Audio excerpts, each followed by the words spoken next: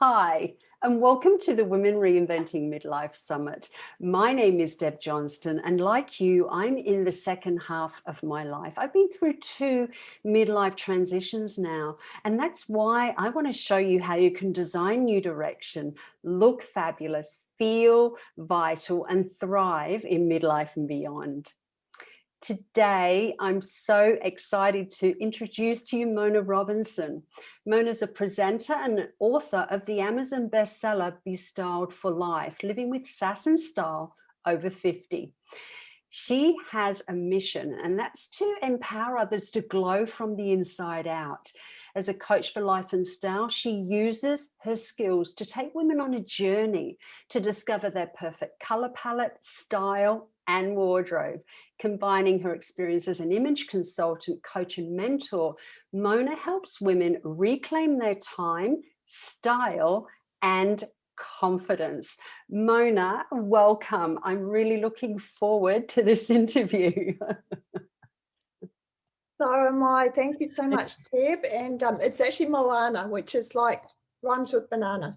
Ah, Yeah, I've been really looking forward. I know we've had a couple of postponements because of my voice not being quite right after surgery, but I'm so excited. Today's a really good day. we've been trying for a while to make this happen, haven't we? And we've Yes, finally got there. yeah, yeah. I'm so glad we did. This is one of my favorite topics. I love style. I love clothes. I love all that sort of thing. So I'm looking forward to this conversation. And I know we're going to be talking about glowing from the inside out and dressing your own unique style. And I really love that topic. Um, First of all, I'd love you to share with our viewers a little bit about you and how you transitioned into doing what you're doing now. Oh, I'd love to. I'm a mum, a wife, and grandmother of 6 beautiful grandchildren. I've got 5 grandsons, 1 granddaughter, and from from a lot of experience in working in the corporate field, working in legal offices and other types of work as well, I know the struggles that some women have when it comes to style. I used to wear black all the time when I worked in legal offices just because it was easy, and my daughters used to think it was a uniform that I was wearing. And as I went through all the other jobs that I had and being a mum and helping my husband start our family business, I realized that I wasn't really doing what I love to do. So now finally I can do what I love to do, which is help women to look, feel, and be their best. Yeah. Wow. And what kind of transition did you go through actually reaching that point? Because that's a pretty big step to take, isn't it? It is a big step, and it started when the business that we had as a family business was a pretty much a male dominated business. It was the hydraulics business. And I enjoyed it because it was family business, but it really didn't make my heart sing. I knew that I didn't want to just do book work and office work, and that's what I ended up doing. And I found that I was just I felt suppressed. I felt my creativity was suppressed, and I wasn't really free to be myself. I was just keeping the cogs going, starting up the business with the bookwork side of things and helping my husband expand. It was really his business. And Yeah. I wanted to do something for myself. So it started off, for an interest, I went off and did a beauty therapy diploma. And I was going to just do a makeup course or something and found I loved that so much that I did a beauty therapy diploma. And that's when kind of my awakening started to happen. And I really, really enjoyed it. I used to have my assignments in way earlier than they needed to be handed in because I was so excited about doing them. I ended up being dux of the college. And with the Wow. mature students, we just loved being there. Where some of the younger students were there because mum and dad wanted them to go there. Yeah, and I did the beauty therapy for a little while, but then I needed to go back into the family business because we needed to have me working back in there. And from that, I just had a lot of life experiences, which sort of led to what I'm doing now. One of which was, some health issues that I had. And I just, during all these life experiences, I realized that it's so important to do what's inside your heart, because we only have one life.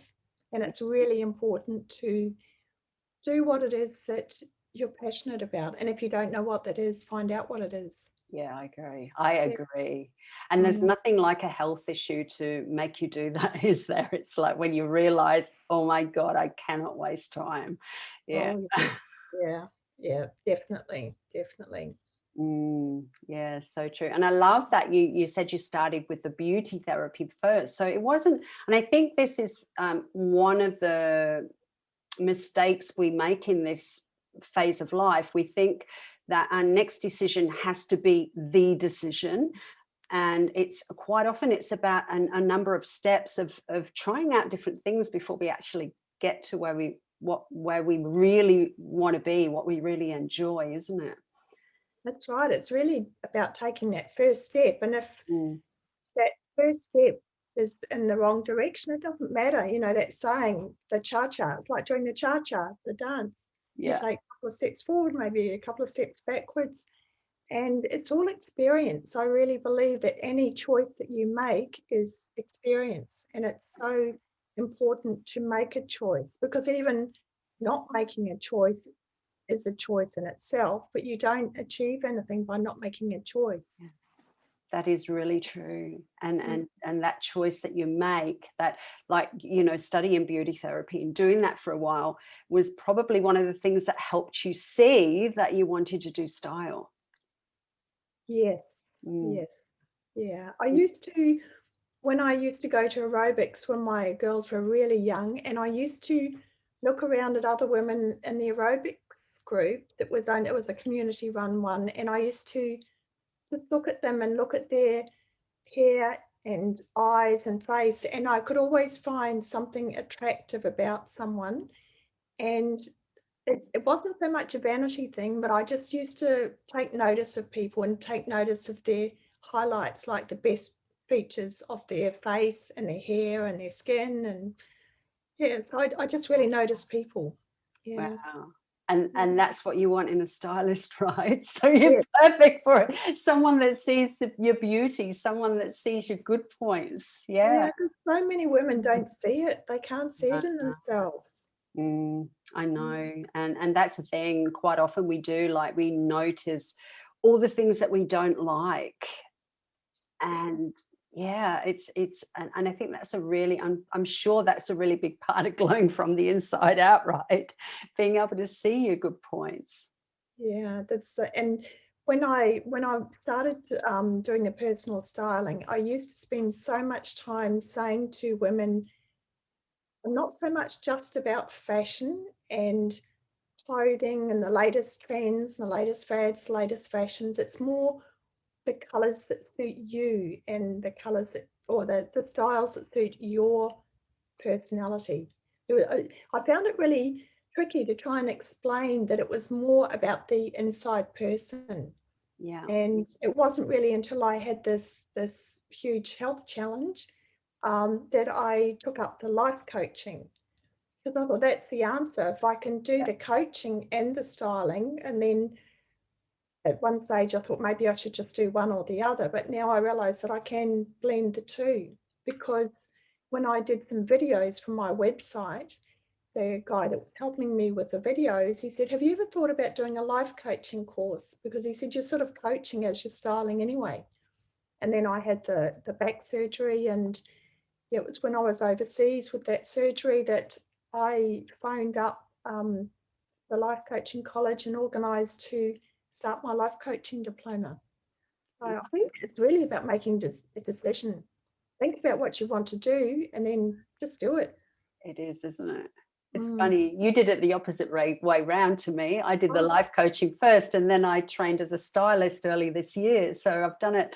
So it absolutely, the package is really important. It's, you can be wearing the most fantastic clothes in the world, but if you're not feeling that on the inside,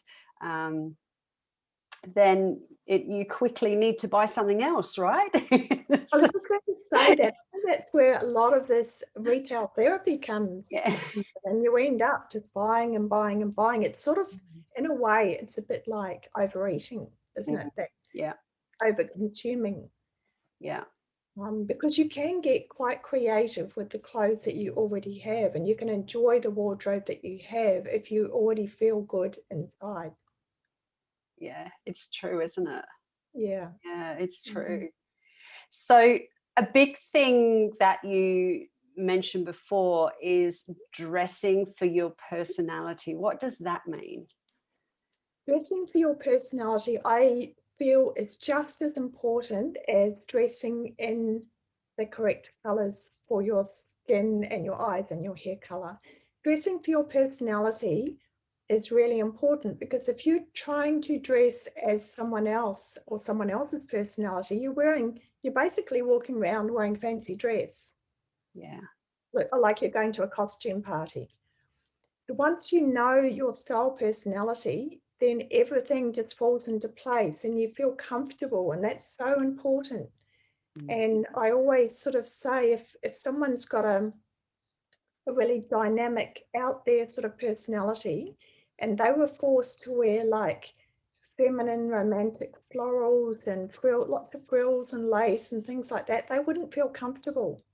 In the same way, if someone was a feminine romantic style personality and they were forced to wear like really high stilettos and pointed toes and leather jackets with lots of zips and really bright colors, they wouldn't feel comfortable. It's so important to feel comfortable. That's true, isn't it? Yeah. It is true. I know for me personally, if I wear lots of frills, I feel really out of place. Mm, Yeah. It just yeah. doesn't feel right on me. Mm. Mm, yeah. It's yeah, and I think it's Rachel Zoe said it's the way to express yourself without having to say a word. So we know now that a first impression has shifted from the first 7 seconds now down to 3 seconds, Wow. especially with Zoom. And all the other distractions aren't there. If you're on a Zoom call and people haven't got all the other distractions around them, they're focusing on you. If you don't make that great first impression in the first 3 seconds, you're making things really hard for yourself. Yeah. So it's really important to feel comfortable and just create that great first impression by being the you that you really are. And if you can do it without even saying anything, you could just be there and create a great first impression without even opening your mouth. Yeah. Mm. Yeah. Yeah. I get that. I totally Yeah. get that. Mm. Totally get that. So, okay. So, how does someone determine what their style personality is? How do they do that? They go and see a personal stylist or an image consultant, or I'm going to share a little quiz that people can take. If they want to contact me, I can also do a style personality assessment. Something that it's really taking notice of how you're feeling when you're wearing certain clothes. So that's the best way that I can think to do it, is making sure that you feel comfortable and congruent with who you are, and that the clothing that you wear fits in with your lifestyle. There may be instances, like we were talking about temperatures and weather before, in different areas of the country. Mm. If someone loves wearing all the zips and buckles and has got quite a rebellious sort of style personality, if they're going to live in somewhere like Cairns or Weipa or somewhere, they will need to change their clothing according to their lifestyle. So style personality does take lifestyle into account as well. It's really being aware and knowing yourself. And I think confidence comes from really knowing yourself inside and out. So Doesn't it being, just? yeah, being aware of how you feel when you wear certain clothes. Yeah. Doesn't it just? Mm.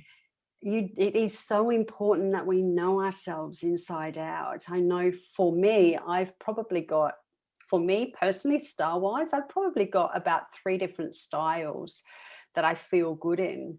And it's kind of, I don't know whether it's a chameleon personality I have, but I have a few different, I'm an EDIS profiler, so I have a bit of a cross section, as most of us do. And I know that I'll feel equally as nice in something like this, and I'll still feel good in a leather jacket and a pair of boots and jeans, which has more of a rock chick look to it, but I still feel good in it. And then I can go out in some linen and I feel good in that. I think that's probably because of the cross section I have in my personality style. Would you say that's true? I'd say so. And also, if you've done personal styling or image consulting yourself, I personally think it's a little bit like a hairdresser. A hairdresser, I was talking to someone the other day, they've had purple hair and pink hair and green hair. And a personal stylist also, just out of fascination for what they do, they will try on different styles and think, oh, just give that a go. I've got a friend that I go shopping with, and I'm always trying to get into the hippie, the bohemian styles, just because I'd like to like them and I'd like to look good in them. But when I put them on, my friend says, Mo, it's just not you. But it's just, trying things out. Yeah. Yeah. That's a really good tip, isn't it? To actually try things out, just go in there and play and just see. It's I think sometimes we get a bit, I've only got to, if I go in there I have to buy things, that sort of thing. A lot of it is just take a heap of clothes in there and just play with them. That's what I love to do when I take clients shopping. I put them in a fitting room, and all of the women that I've taken shopping have loved coming out with outfits that they never would have selected for themselves. How cool is that? And they've all been very accepting of the fact that they will try on things that they wouldn't have normally tried on. And it's really pushing them outside their comfort zone a little bit so that they can experience what it's like to try some different styles on. Yeah, that's a good point. Getting out of our comfort zone, because we can get a bit of a comfort zone, can't we, with style?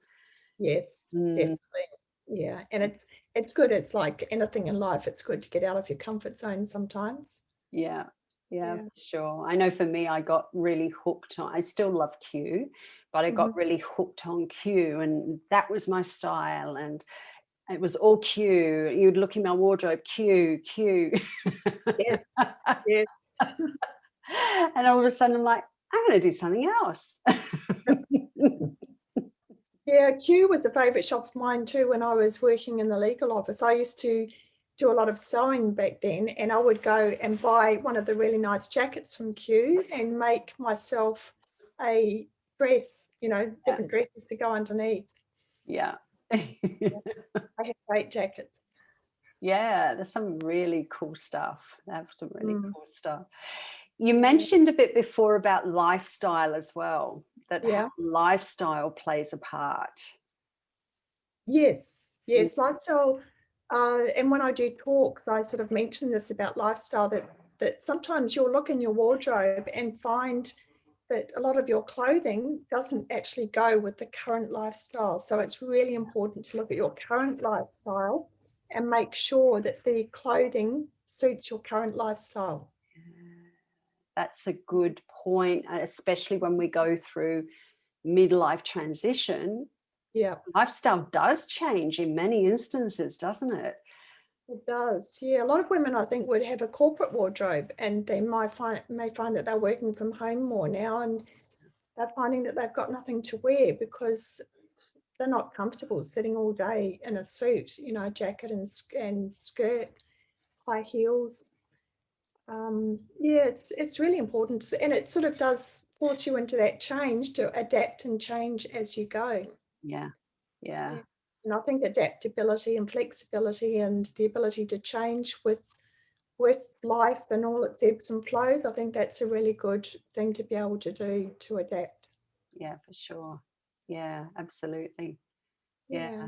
And again, it's, having what we've got in our wardrobe, maybe even just buying a couple of new pieces, we'd be able to put them together and create a different look as well.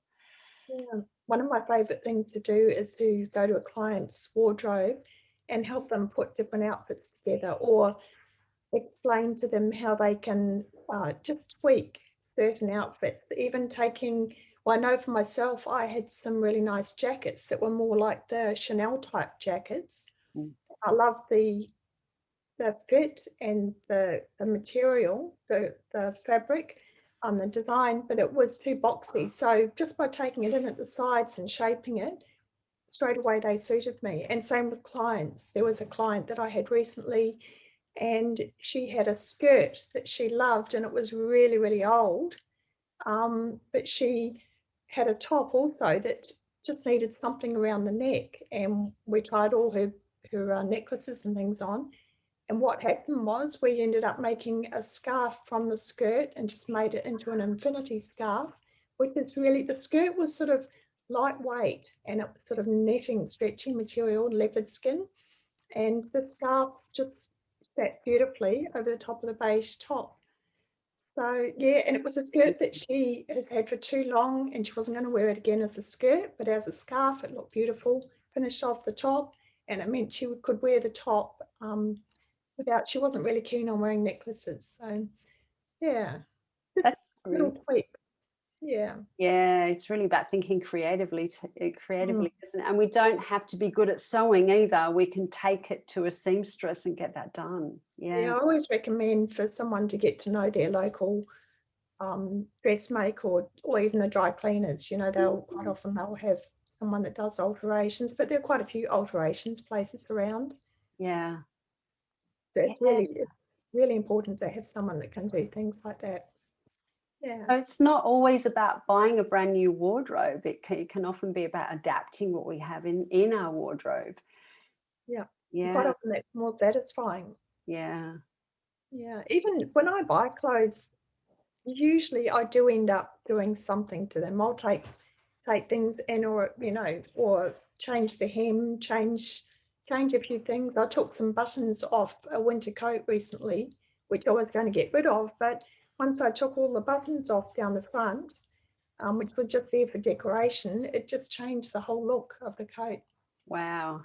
Yeah. Just little tweaks.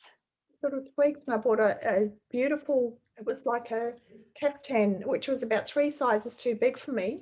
And I just ran it in. It took about that much out of each side, ran it in, and it turned into be a beautiful top, which I wore with jeans and boots, and just sort of runched it up over the top of the jeans. And I love the colour. It was sort of a mint colour with white lace on the sleeves, Nice. long sleeves. And yeah, I loved it. Yeah, nice. Yeah, easy to change. Yeah, just little changes, little tweaks. Yeah. So you mentioned color just then, and that's where women quite often get a little bit stuck, isn't it, around the color thing, because Yeah. color can have a massive effect on how we look. Huge. And Mm. it's where I find that most women that contact me, it's for a colour consult. So it seems to have come back in again. People used to say, oh, used to be in years ago, but I think it was always important to know the right colours that suit you. But I think because now there are so many different colour systems, and it's not Yeah. the straight out seasonal colour system, it's a lot more accurate. Mm. Yeah, but colour just makes such a huge difference Yeah. when you point out to someone who's maybe got warm undertones what they're going to look like wearing cool colours, and straight away they get compliments when they start wearing different colours. Amazing. Mm. Yeah, amazing. I know for me personally, I can tell when I've got the wrong color on. I lose all the color in my face, just goes. Yeah. Yeah. Oh, it really is. It's eye-opening, and I've done demonstrations before, and even the young girls sort of, it's like the light bulb comes on and they just see their face in the mirror and they go, oh, they just see straight away the difference it makes to their skin. Yeah. Yeah. It's almost like you light up, isn't it? Yes, Yeah. Yeah, you just light definitely. up. Yeah. Wow. So do you have any tips as to how women can kind of get an idea of the coloring for themselves? Yes, I mean, a lot of women would probably know this, but there are a few things that they can do at home, but make sure that they're in front of really good natural light, like filtered light, and a mirror. Even just move a mirror by a window so that they're facing a window, and just hold up some different fabrics. And if they hold up some really white fabric under their chin and their skin looks really good, they know that they probably got a cool undertone. If they find that their skin's got a yellowish look to it, they're probably going to look better in cream, and that means that they've got a warm undertone. Mm. They suit black, they're probably cool, depending on how light their colouring is. If they don't suit black, they could be warm. And then you've got a jewelry test, gold, if you can hold up gold and silver. Yeah. Gold, gold necklace or a silver necklace, and even gold or silver material. The gold, the warm people with warm undertone will suit gold better, and people with cool undertone will suit silver. Yeah, so I describe it when I'm draping my clients. I describe it if they've got a warm undertone and they've got the cool drapes. Cool colors sort of look plastic. Yeah. They look kind of plastic and artificial, whereas the warm colors just make their skin look beautiful, glowing, just natural. And same with the cool. If they've got like the browns and oranges and the warm colors underneath their chin, then the skin sort of takes on a muddy appearance. Wow. Yeah, and then there is the veins, but I don't go so much, the veins under the wrist, the green or the blue, because that's quite hard to tell. And people sort of tend to think, oh, well, I can't tell, I must be neutral. So I really think, and the face is the focal point. That's where you want people to look. And straight away, if you're wearing the right colors, your eyes will pop. So choosing colors that you sort of gravitate towards, holding them up around your face, and just really look at the eyes. If the eyes really pop and the eyes are enhanced, that means it's a really good color for you. Right. Okay. That's awesome. They're The eyes fantastic. don't change. They don't change much. They might get a bit lighter as we get older, like our skin gets lighter, our hair gets lighter, but the eyes don't normally change that much. Yeah. Yeah. I know there's a few colors that there's a beautiful ice blue. If I put it on, it's just my eyes just go, wow. Yeah, absolutely true. Yeah. There is a science to it. Some people don't believe there's much in it, but there is a science to color analysis. They're really great tips though. That's really great tips. And again, it's about playing, isn't it? It is. Enjoy your wardrobe, enjoy exploring, enjoy finding out what colors suit you, what colors don't suit. I think that's the same with life. Yeah. Enjoy learning and just keep on learning all the time and learn more about yourself. I think that's one of the most powerful things you can do, because as I said before, learning about yourself and knowing yourself is what gives you confidence. It is. That's really true.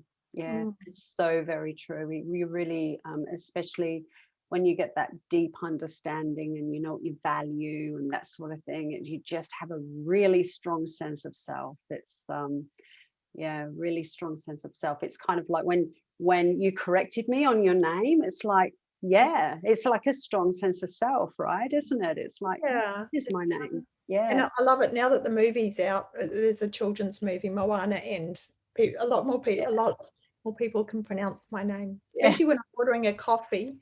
And when the movie first came out, people give them the name and they say, oh, Moana, like the movie. And I said, like the movie.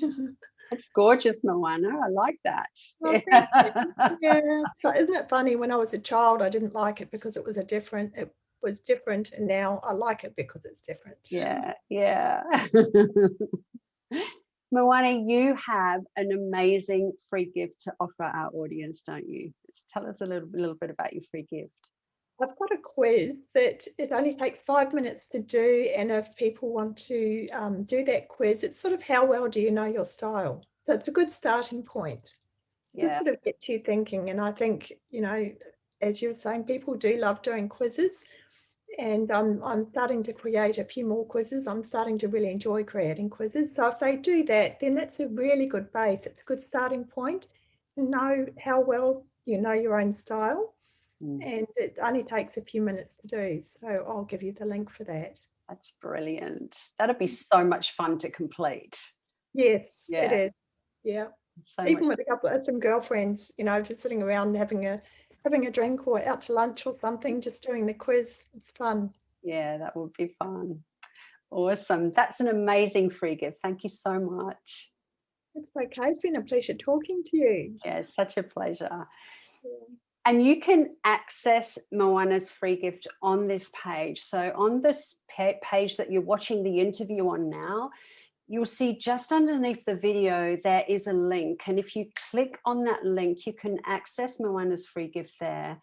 And also in the email that you received today, with the link to Moana's interview, you will also find a link to her free gift in the email as well. And you can click on it there and access a free gift there. And I encourage you to do it. That sounds like a lot of fun. I think I might do that, if that's okay.